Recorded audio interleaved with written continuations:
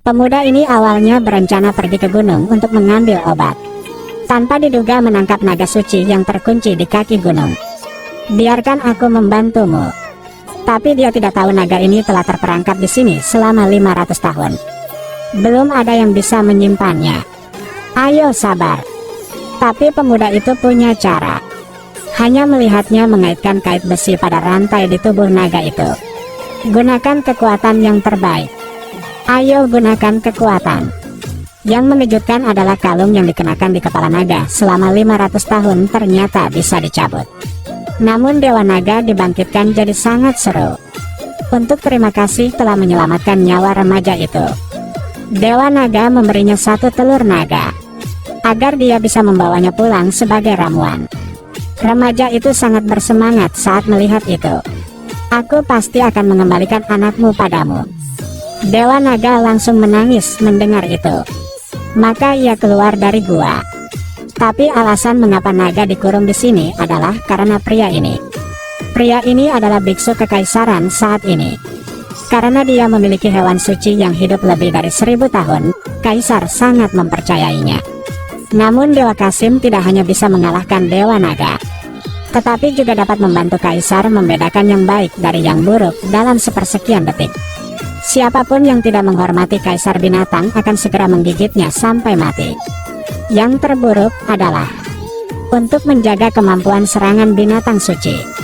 Kasim kembali menghasut kaisar menurut standar Kolosseum, membangun arena yang sama di Benteng Phoenix, memanggil pahlawan dari seluruh dunia untuk berkumpul di sini untuk saling membunuh. Pemenang terakhir akan melawan Dewa Kasim. Dalam 3 hari elang pembawa pesan akan terbang ke rumah 8 klan besar, mengumumkan para pahlawan dunia dikumpulkan ke Benteng Phoenix. Perintah baru saja dikeluarkan untuk klan besar, mereka akan segera menerima pemberitahuan. Santo dari kota Phoenix. Pertarungan akan dimulai kembali. Perang itu mengharuskan setiap klan memilih 3 hero untuk berpartisipasi. Tapi sebelum akhir bulan harus tiba di Benteng Phoenix. Orang yang tidak mematuhi perintah memiliki seluruh klan. Penduduk suku langsung tegang saat mendengarnya. Apakah ada hero yang secara sukarela berpartisipasi? Karena perjalanan ini kurang lebih bagus. Tapi ada 1 sukarelawan yang berpartisipasi. Kami bergabung. Pada saat yang sama seorang remaja juga secara sukarela berpartisipasi. Aku juga pergi. Akhirnya ditambah orang kuat lainnya. Orang Tan Nguyen mengirim 3 pejuang pemberani ke Benteng Phoenix untuk berpartisipasi dalam pertempuran. Kupikir perjalanan ini pasti menang di tangan. Siapa sangka ketika 3 orang berjalan melewati padang pasir, sesuatu terjadi. Kamu berdiri diam. Hanya terlihat di gurun tiba-tiba muncul monster entah dari mana. Segera ambil salah satunya. Sungguh, itu benar-benar roh iblis. Tapi 2 orang lainnya juga susah untuk menghindari bencana. Beruntung seni bela diri Chu Hon sangat kuat. Berkat tombak di tangan kamu bisa melawannya sekaligus. Tapi monsternya sangat licik. Berdasarkan kemampuan menggali tanah. Tetapi bermain game menembak gerilya dengan Sohon. Siapa sangka Sohon tidak terjebak. Lempar tangan monster itu. Mengancam monster itu hanya busuk dan kabur. Tetapi kelompok 3 sekarang hanya memiliki 2. Dia mati. Bagaimana menurutmu? Haruskah kita menemukan jasadnya? Sekarang yang paling membuat kami tertarik adalah di mana mencari rekan baru. Mereka dengan cepat tiba di Benteng Phoenix dan berhasil mencapai halte yang disiapkan pemerintah. Mereka berkumpul dengan para pahlawan klan lain. Saat ini Sang Kasim juga membawa binatang buas untuk menghibur semangat. Tapi kejutannya adalah makhluk berusia 1000 tahun muncul. Para pahlawan langsung merasa merinding. Si Kasim kemudian menyuruh binatang itu untuk sedikit sopan. Demi mendorong penghormatan Mandarin militer kepada prajurit pemberani 1 gelas. Pahlawan, kosongkan gelas ini. Dan mengatakan kepada semua orang untuk melakukan yang terbaik untuk mempersiapkan. Mencoba untuk mengalahkan monster untuk menjadi pemenang. Para pemberani lusa bertemu di arena. Tapi sekarang tinggal 2 orang di Sohon dan Natlong. Tetapi kompetisi membutuhkan grup yang terdiri dari 3 orang. Saat 2 orang sakit kepala karena ini. Jangan khawatir, saya akan bergabung. Sohon melihatnya sebagai gadis kecil. Pada dasarnya tidak ada yang melihatnya. Nak, kalau mau main, cari orang lain untuk main. Siapa sangka Chuhun baru saja berbalik. Aku hanya ingin bermain dengan kalian. Dia melepaskan jurus pamungkas. Sohon kaget melihatnya. Segera menyetujui partisipasinya. Permainan yang sangat cepat telah dimulai. Pahlawan semua ras berlatih meninju dan bersiap-siap. Kontes tahun ini berbeda dari tahun-tahun sebelumnya. Putaran pertama. 3 klan pertama mencapai stasiun Hero Point di kaki biksu Thailand akan memasuki babak berikutnya. Pakai cincin. Semua orang memakai perintah baru saja selesai. Dering terhubung ke rekan satu tim Anda. Apakah ini pertarungan hidup? Benar. Kontes ini dimainkan dengan kehidupan nyata. Siap. Drum baru saja dibunyikan, semua pemberani berlari kembali ke arena. Untuk menghindari klan lain memiliki kesempatan, mereka mulai saling bunuh.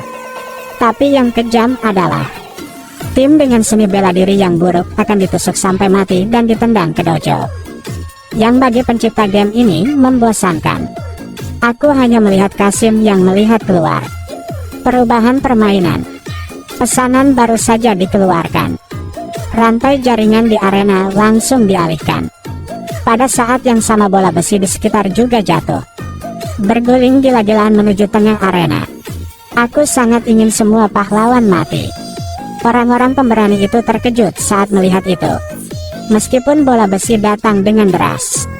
Tetapi untuk tim reaksi cepat mereka akan menggunakan senjata untuk bersembunyi di bawah rantai. Tapi tim yang bereaksi lambat hanya bisa dikalahkan sampai mati. Meskipun demikian, tetap tidak mempengaruhi kelompok kuat untuk menang. Kelas 1, Klan Tuhien. Grup Sohon yang mana? Angkatan kedua, keluarga Tan Nguyen. Kita menang. Selain 3 tim untuk 3 posisi keluaran. Tim lain yang tidak memenangkan peringkat harus menerima 1 kata, kekalahan yang tercetak di wajahnya. Dan hidup menganggap ini aib. Yang sesuai dengan aturan kontes. Hanya tim di 3 posisi pertama babak pertama yang berhak berpartisipasi di babak kedua. Ronde 2, isi kompetisinya adalah mendapatkan telur Raja Binatang buas. Klan pertama mengembalikan telur Raja Binatang. Akan memasuki babak final pertempuran yang menentukan dengan binatang Dewa Kasim. Padahal konten kompetisinya sangat jelas. Tapi di mana telur Raja Binatang itu? Apa Raja Monster itu? Raja Beruang adalah monster perang putih raksasa yang dilatih Nantriyo di masa lalu. Pengisap darah rakus. Karena perang orang menyoldar pin yang melambangkan kemenangan di kepalanya. Biarkan mereka melepaskan kejinya. Meski Raja Monster terdengar sangat menakutkan, namun demi kehormatan tim tetap mengabaikan bahaya. Masih langsung ke Gua Gunung untuk menemukan telur Raja Binatang. Tapi kenyataannya kejam. 2 tim lain bahkan belum memasuki ruangan sebelum terbunuh oleh tanaman merambat di luar. Semuanya mati di tempat. Tapi tim Sohon sangat beruntung. Raja Binatang segera merasakan mereka akan datang dan berdiri di pintu masuk gua untuk menyambut mereka. Karena Raja Beruang adalah Dewa Naga yang diselamatkan Natlong di masa lalu. Untuk terima kasih telah menyelamatkan nyawa Natlong, Raja membawa telurnya dan memberikannya pada Natlong. Membuat Natlong sangat bersemangat.